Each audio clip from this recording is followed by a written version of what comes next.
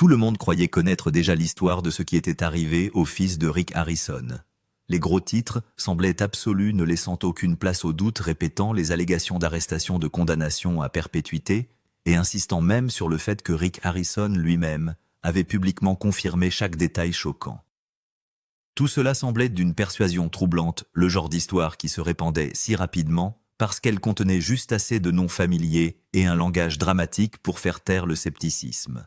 Mais tout a changé dès qu'une simple question a été posée. Si une sentence aussi extraordinaire avait réellement été prononcée, où était la confirmation officielle, le dossier judiciaire, ou même une déclaration directe de Rick lui-même? Cette seule pièce manquante a révélé les fissures d'une histoire que des millions de personnes avaient acceptée sans hésitation, révélant que la partie la plus choquante du titre était la seule qui ne s'était jamais réellement produite. La vérité derrière l'histoire de Corey Harrison était bien moins sensationnelle que ce qu'Internet voulait faire croire, mais elle était déjà assez grave en soi. Quelque part, entre un authentique rapport de police et des milliers de messages viraux chassant les clics, une affaire pénale ordinaire s'est transformée en une tragédie fictive qui s'est répandue sur les réseaux sociaux comme si c'était un fait établi. Rejoignez-nous pour séparer la rumeur de la réalité et découvrir comment une véritable arrestation a évolué en une histoire complètement fabriquée sur une peine à perpétuité qui n'a jamais existé. C'est un puissant rappel de la facilité avec laquelle la désinformation peut éclipser la vérité lorsque l'émotion prend plus de valeur que la preuve. Peu après 2 heures du matin, le 8 septembre 2023, un agent de la police métropolitaine de Las Vegas a remarqué un pick-up Ford F-250 blanc dérivant de manière imprévisible le long de Main Street. Le camion a quitté sa voie à plusieurs reprises, a traversé la piste cyclable, puis a dérivé à nouveau, créant suffisamment d'inquiétude pour que l'agent allume ses feux de secours et déclenche un contrôle routier. Au lieu de s'arrêter immédiatement, le camion a continué à avancer pendant plusieurs instants, obligeant le policier à allumer le haut-parleur du véhicule de patrouille et à émettre un ordre direct ordonnant au conducteur de s'arrêter. Avant même que l'agent n'atteigne la fenêtre du côté conducteur, l'homme au volant avait déjà sorti son permis de conduire, anticipant silencieusement ce qui allait se passer. Ce conducteur était Richard Corey Harrison, mieux connu de millions de téléspectateurs simplement sous le nom de Big Hoss. Les fans de Pawn Stars l'avaient vu grandir, passant du jeune employé travaillant derrière le comptoir du Gold et Silver Pawn Shop à l'une des personnalités les plus reconnaissables de la série depuis la première de la série en 2009. À 40 ans, Corey était rentré à Las Vegas quelques heures plus tôt, après le tournage à Minneapolis, n'attendant rien de plus qu'un autre voyage de retour ordinaire. Au lieu de cela, il a sans le savoir participé à un événement qui allait finalement devenir le fondement de l'une des rumeurs de célébrités les plus persistantes et trompeuses d'Internet. Ce qui s'est déroulé cette nuit-là n'a jamais impliqué une salle d'audience, un jury ou une quelconque condamnation pénale au-delà de l'arrestation initiale elle-même. Le dossier officiel ne documentait qu'une arrestation pour conduite en état d'ébriété, une affaire qui a été publiquement signalée et traitée par le système judiciaire comme d'innombrables cas similaires chaque année. Pourtant, à un moment donné, les faits ont été déformés au point de devenir méconnaissables. Au moment où l'histoire a atteint des millions de lecteurs en ligne, une arrestation s'était transformée en une affirmation selon laquelle Corey Harrison avait déjà été condamné à passer le reste de sa vie en prison. Le problème avec cette affirmation était simple. Il n'y a jamais eu un seul document judiciaire, dossier judiciaire, ordonnance de condamnation ou dossier officiel qui étaye une accusation aussi extraordinaire. La loi du Nevada ne condamne tout simplement pas les nouveaux accusés pour conduite en état d'ébriété à la prison à vie, et aucun dossier public, dossier du procureur, base de données du palais de justice ou annonce de la police n'a jamais montré que Corey faisait face à des accusations entraînant quelque chose de proche de ce niveau de punition. La prétendue peine à perpétuité n'existait que dans les gros titres sensationnels, jamais dans une véritable salle d'audience. La rumeur ne provient pas des juges, des procureurs, des enquêteurs de la police ou de toute personne liée à l'affaire. Au lieu de cela, il a émergé du même réseau de créateurs de contenu viral et de sites web d'agrégation qui avait déjà passé des mois à associer le visage de Rick Harrison à des histoires de prison fabriquées et à des enquêtes fédérales imaginaires. Ils ont recyclé exactement le même langage chargé d'émotions en remplaçant simplement un membre de la famille Harrison par un autre chaque fois qu'ils pensaient que cela générerait plus de clics. La formule n'a jamais changé parce que la peur, l'indignation et la confusion ont toujours attiré plus d'attention que la vérité ne pourrait jamais le faire. Début 2025, des dizaines de titres presque identiques ont commencé à inonder les plateformes vidéo et les flux de réseaux sociaux. Ils ont tous revendiqué une variante de la même déclaration dramatique, insistant sur le fait que Rick Harrison avait finalement confirmé que la condamnation à perpétuité de son fils était réelle. Pourtant, aucune de ces histoires n'a jamais identifié l'endroit où Rick aurait fait une telle déclaration.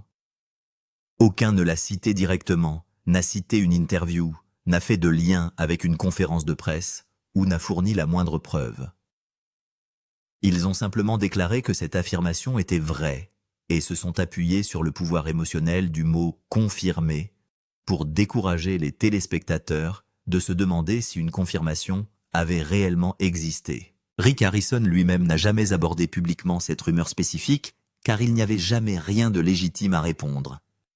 Néanmoins, d'innombrables titres ont continué à utiliser le mot « confirme » comme si le répéter assez souvent transformerait d'une manière ou d'une autre la fiction en réalité. Les créateurs derrière ces histoires ont compris que de nombreuses personnes parcourant les réseaux sociaux ne s'arrêteraient jamais assez longtemps pour vérifier si Rick avait réellement parlé. L'illusion dépendait entièrement de la confiance et non des preuves. Les véritables événements entourant Corey Harrison étaient déjà inconfortables et profondément personnels sans inventer des punitions qui n'ont jamais eu lieu. Il a été placé en garde à vue, transporté à la prison de la ville de Las Vegas, placé en détention, et y est resté environ 8 heures avant d'être libéré. Son permis de conduire n'a pas été définitivement révoqué, et il a déclaré plus tard publiquement qu'il avait l'intention de contester l'accusation de conduite en état d'ébriété par le biais d'une procédure judiciaire. Tels étaient les faits réels, et ils étaient suffisamment graves sans y ajouter des peines de prison fictives destinées uniquement à attirer l'attention. Pour quelqu'un dont le visage était devenu instantanément reconnaissable après des années à la télévision nationale, même une simple arrestation avait d'énormes conséquences. L'embarras du public, l'attention des médias et les spéculations en ligne sans fin l'ont suivi longtemps après la fin de cette soirée. Il n'a jamais été nécessaire de fabriquer une fin plus dramatique, car la réalité plaçait déjà Corey sous un projecteur intense. Pourtant, d'une manière ou d'une autre, un contrôle routier impliquant une camionnette qui faisait un écart s'est transformé en une histoire fictive sur le fait de passer le reste de sa vie derrière les barreaux. Selon le rapport d'arrestation, le policier a immédiatement remarqué une forte odeur d'alcool provenant de l'intérieur du camion dès qu'il s'est approché de la fenêtre du conducteur. Il a décrit l'expression du visage de Corey comme étant inhabituellement vide et a noté que ses yeux semblaient injectés de sang tombant et correspondant à ceux d'une personne qui pourrait avoir les facultés affaiblies. Lorsqu'on lui a demandé combien d'alcool il avait consommé, Corey a expliqué qu'il n'avait bu qu'un seul verre pendant son vol de retour en provenance de Minneapolis, environ 7 heures plus tôt, et a insisté sur le fait qu'il n'avait rien consommé après son atterrissage à Las Vegas. Malgré cette explication, l'agent n'était toujours pas convaincu que Corey pouvait continuer à conduire en toute sécurité. Croyant qu'une enquête plus approfondie était nécessaire, l'agent a demandé l'aide d'un agent surveillant avant de demander à Corey de sortir du véhicule. Corey a accepté de participer à une série de tests de sobriété standardisés sur le terrain destinés à évaluer son équilibre, sa coordination et ses réponses physiques. Selon la police, il a échoué à ces exercices, renforçant ainsi la conviction du policier selon laquelle il conduisait sous influence. Cette conclusion a finalement conduit les agents à procéder à l'arrestation. Par la suite, Corey a été invité à fournir soit un échantillon d'haleine, soit un échantillon de sang pour déterminer son taux d'alcool dans le sang. Avant d'accepter, il aurait déclaré qu'il pensait qu'il devrait d'abord consulter un avocat. Les agents ont expliqué que le refus des tests chimiques entraînerait un mandat autorisant une prise de sang ainsi qu'une suspension automatique de son permis de conduire en vertu de la loi du Nevada. Face à ces conséquences, Corey a accepté de se soumettre à une prise de sang. Ironiquement, lorsque les policiers ont tenté par la suite de faire passer un alcotest à la prison, l'appareil aurait mal fonctionné et n'aurait pas pu produire des résultats fiables. En raison de ce problème technique, l'échantillon de sang est devenu le principal élément de preuve chimique collecté au cours de l'enquête. Les résultats de cette analyse en laboratoire n'ont jamais été rendus publics, laissant de nombreux détails de l'affaire hors du dossier public. Corey a été incarcéré à la prison de la ville de Las Vegas pour allégation de conduite en état d'ébriété, avant d'être libéré environ 8 heures plus tard. Dans les jours qui ont suivi sa libération, Corey a choisi de ne pas garder le silence. Au lieu de cela, il s'est entretenu ouvertement avec les journalistes et a expliqué pourquoi il pensait que l'arrestation ne reflétait pas fidèlement ce qui s'était passé ce soir-là. Il a soutenu que plusieurs circonstances importantes avaient affecté à la fois les observations des agents et son rendement lors des exercices de sobriété sur le terrain.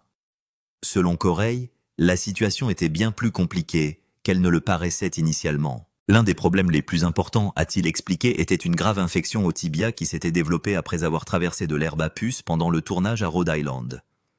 La blessure douloureuse, a-t-il déclaré, a considérablement affecté son équilibre et a rendu les exercices de sobriété sur le terrain beaucoup plus difficiles qu'ils ne l'auraient été autrement.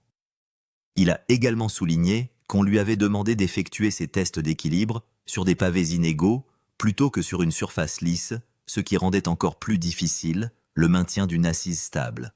De son point de vue, ces conditions rendaient l'évaluation fondamentalement injuste. Corey a également mentionné que les agents avaient découvert une bouteille de vin non ouverte à l'intérieur de son camion, expliquant qu'il s'agissait d'un cadeau d'un fan plutôt que de quelque chose qu'il avait consommé ce soir-là. Lors du contrôle routier, se souvient-il, 2 policiers ont été soudainement appelés pour répondre à une fusillade à proximité, créant des interruptions et une confusion supplémentaire alors que l'enquête se déroulait encore. Dans l'ensemble, il pensait que ces circonstances inhabituelles contribuaient à une évaluation inexacte de son état. Confiant dans sa position, Corey a annoncé qu'il avait embauché un avocat de Las Vegas et qu'il avait l'intention de contester l'accusation de conduite en état d'ébriété devant les tribunaux. Bien que l'arrestation de 2023 ait attiré une énorme attention, ce n'était pas la première fois que Corey Harrison rencontrait des problèmes juridiques.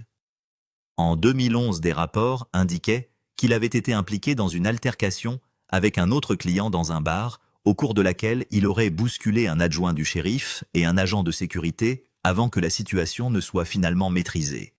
Après avoir dégrisé, il a été libéré sans les conséquences dramatiques suggérées plus tard par les rumeurs en ligne. Des années avant même que Pawn Stars n'existe, en 2006, Corey avait également fait face à une accusation de possession d'accessoires liés à la drogue. Aucun de ces incidents précédents n'a jamais abouti à quoi que ce soit qui ressemble de loin à une peine d'emprisonnement à perpétuité. Il s'agissait d'événements authentiques, documentés dans des documents officiels, ce qui en faisait des éléments de base faciles pour des histoires sensationnelles mêlant vérité et fiction, jusqu'à ce que les deux deviennent presque impossibles à séparer pour les lecteurs occasionnels. Contrairement au canular Internet antérieur ciblant Rick Harrison avec des enquêtes fédérales fabriquées de toutes pièces, cette rumeur reposait sur quelque chose qui s'était réellement produit. Cela a simplement exagéré la fin jusqu'à ce que la réalité disparaisse sous des couches de drame fabriquées. Les ingrédients qui rendaient l'histoire crédible étaient tous authentiques.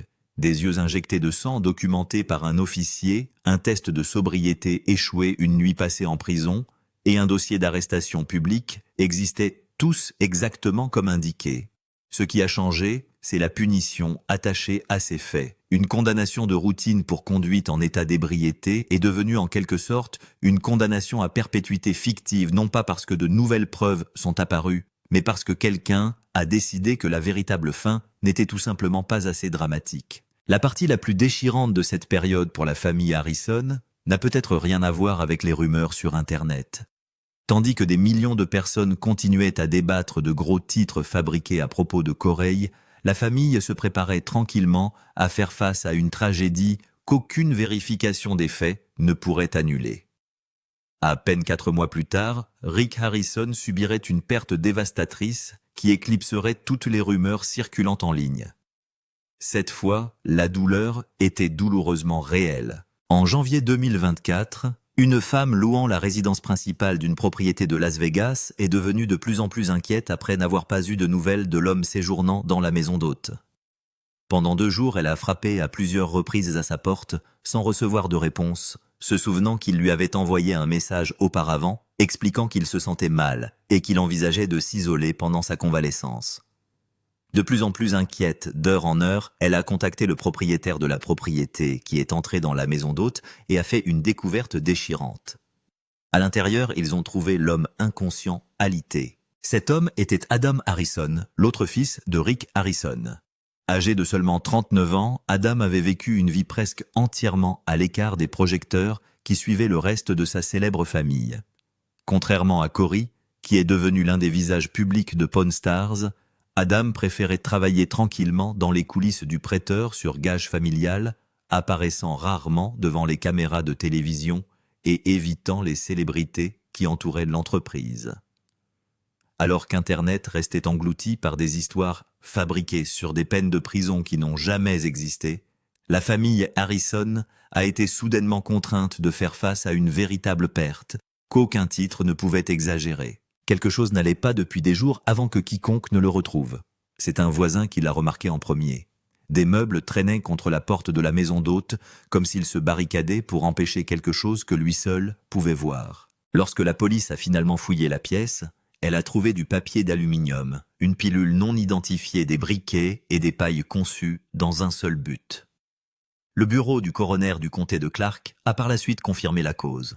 Une surdose accidentelle provoquée par la toxicité du fentanyl et de la méthamphétamine. Rick n'a pas hésité à dire la vérité une fois qu'elle a été confirmée. Dans une interview avec Fox News Digital, il a déclaré clairement que le fentanyl avait tué son fils et que la drogue avait transformé Adam en quelqu'un de méconnaissable au cours de ces derniers mois.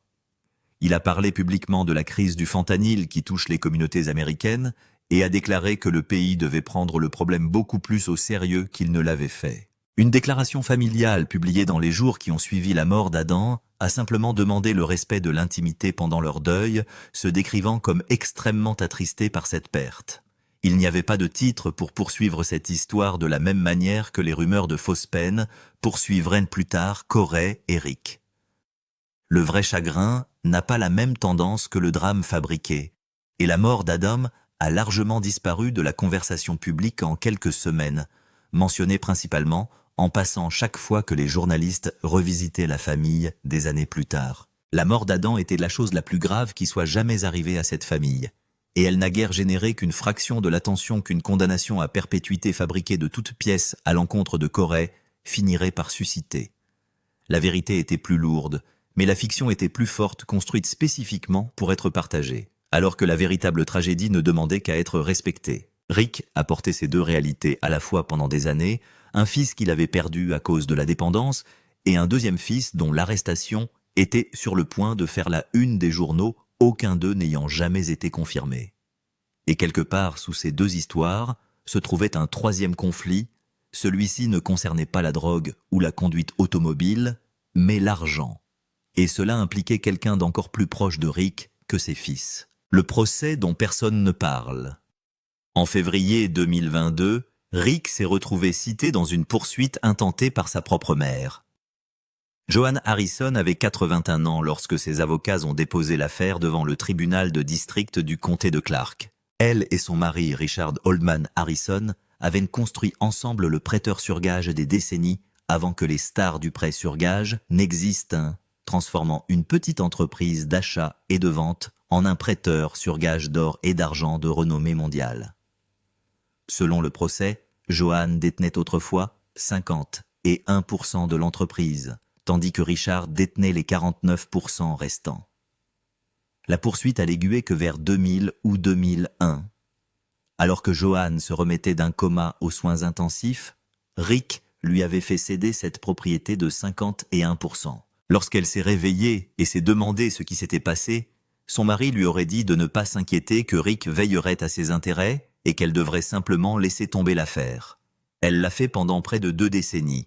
Puis Richard est décédé en juin 2018 et tout a basculé. Rick a pris le contrôle des entreprises, des comptes, de la paperasse à laquelle personne d'autre n'avait accès. La part des bénéfices revenant à Johann a commencé à diminuer peu de temps après. 25 000 $ par mois destinés à couvrir ses frais de subsistance et médicaux sont discrètement devenus 20 000 $ début 2020. En mars, cela s'est complètement arrêté. Le procès est allé encore plus loin, soulignant environ un demi-million de dollars en argent et 100 000 $ supplémentaires en espèces que Richard avait laissé derrière lui, de l'argent dont Johann dit qu'on ne lui a jamais montré une comptabilité complète, et un prêt de 3 millions de dollars contracté sur ses propres actifs que personne ne lui avait expliqué non plus. Rick a répondu qualifiant les allégations de fausses et suggérant que sa mère de 81 ans était manipulée par des personnes cherchant à profiter du différend. Le procès visait des dommages-intérêts, une comptabilité complète des actifs de la famille et une ordonnance du tribunal interdisant à Rick d'utiliser les fonds appartenant à Johann. Aucun règlement public ni verdict n'a suivi dans les années qui ont suivi, juste une affaire évoluant tranquillement dans le système, loin des projecteurs, qui chasseraient plus tard un faux titre sur Corey. Ce procès n'a jamais fait partie des rumeurs de condamnation à perpétuité, même s'il contenait tout ce dont une histoire virale a besoin. Une trahison, une fortune familiale, un parent âgé, un fils accusé d'avoir pris ce qui ne lui appartenait pas. Il est resté enterré sous une peine de prison qui n'est jamais arrivée à personne, et avec tous les drames et rumeurs autour de la famille, il est facile de passer à côté de la vérité. Alors que s'est-il passé avec la famille Harrison? La vraie histoire, personne n'avait besoin de la simuler. Personne n'avait besoin d'inventer autre chose. Cette famille n'arrêtait pas de diffuser sur Internet des histoires qui auraient semblé exagérées si quelqu'un les avait présentées comme de la fiction, et aucune d'entre elles n'avait besoin d'un faux titre pour valoir la peine d'être regardée. En mars 2025, Rick a proposé à Angie Polushkin, une infirmière de Las Vegas, dans un vignoble de la vallée de Casablanca au Chili. Ce n'était même pas sa première tentative. Il avait déjà proposé une fois dans son propre salon, mais ses belles-filles ont qualifié cela de proposition la moins romantique qu'elles aient jamais vue, et l'ont renvoyé pour réessayer. La deuxième fois, il s'est mis à genoux au milieu des vignes et lui a tendu un diamant en forme de poire de 6,5 carats tiré directement de sa propre vitrine au Gold et Silver Pawn Shop. Cette même saison, la série qui a fait la renommée de cette famille a tranquillement cessé d'être une valeur sûre. Rick a confirmé que Pawn Stars n'était plus sous contrat avec l'histoire, son avenir étant incertain après plus de 2 décennies d'antenne. Corey a clairement exprimé sa propre position au Las Vegas Review Journal, affirmant qu'il ne pouvait pas jouer une autre saison de mi-40 et un an en faisant semblant d'en avoir 23. Il avait déjà quitté Las Vegas pour Tulum au Mexique quelques mois plus tôt, et il ne reviendrait pas au cinéma, peu importe ce qui allait suivre pour la franchise. Quelques semaines plus tard, Rick et sa costard de longue date Chum Lee ont lancé leur propre podcast Pawn After Dark, enregistré dans l'arrière-boutique du même prêteur sur gage, qui les a rendus célèbres avec ou sans la série qu'il a construit.